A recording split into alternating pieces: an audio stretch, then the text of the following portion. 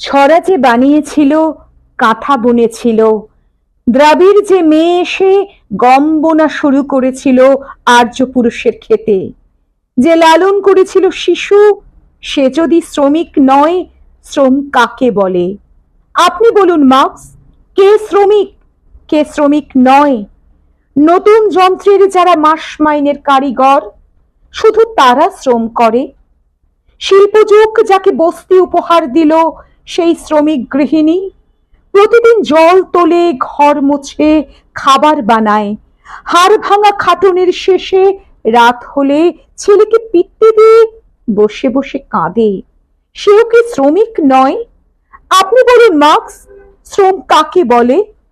গৃহশ্রমে মজুরি হয় না বলে মেয়েগুলো শুধু ঘরে বসে বিপ্লবীর ভাত রেঁধে দেবে, আর কমরেড শুধু যার হাতে কাস্তে হাতুড়ি?